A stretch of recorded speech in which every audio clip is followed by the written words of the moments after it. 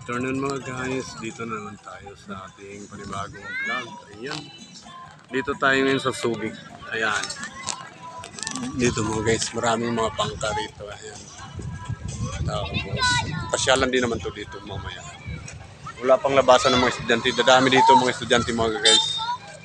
Kasi tahimik dito na ano, tapos tabing dagat. Ayan mga guys.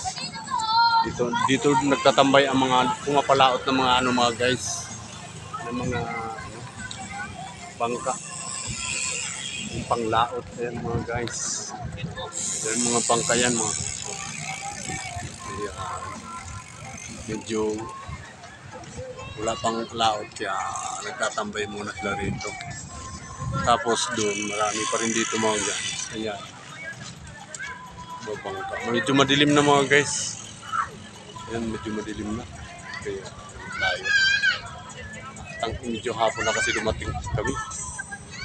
Galing kami sa palengke ni Mrs. Ayan. Tambay-tambay muna kami rito kasi uwi na rin kami. Doon bandang may mga ano. Ayan, dito. Ayan, may mga paparating na naman mga guys. Ito po yung tambayan ng mga estudyante. Ayan. Tambayan po ng mga estudyante yan mga guys. Doon maraming mga estudyante. Ayun. So, kasi dito maraming san mga estudyante nagdidito. Talagang maraming estudyante. Dito naman may tindahan mga guys. Ayan. Yan, o, diba? Kanya-kanyang racket lang yan mga guys. Tapos, yun, sa mga bangka mga guys. Yan. Yan, bangka. Yun, bangka. Yan. Yung mga bangka mga guys. Hindi ako pwede lumapit ng mga guys kasi may nagpatugtog baka mag-copyright na naman. Lagi yan ganun pag may tugtog. Wala pa kasi akong pang-edit mga guys. Kaya dito muna tayo. Tsaga muna tayo dito. Lagi nagka-copyright kasi mga guys. Yung ano natin. Yung video na ina-upload. Pag malakas yung ano, tugtog. Minsan. Kaya ano muna dito. Yan. Video-video lang muna tayo dito mga guys, sa mga nakikita natin. Tapos dito naman may mga building pa rito mga guys na hindi pa na ano. Ayan, parang hindi pa na ano, parang abandonado. Tapos doon naman mga guys, ayun may mga ilaw. Doon po yung palengke ng Subic. Ang linaw ng dagat mga guys.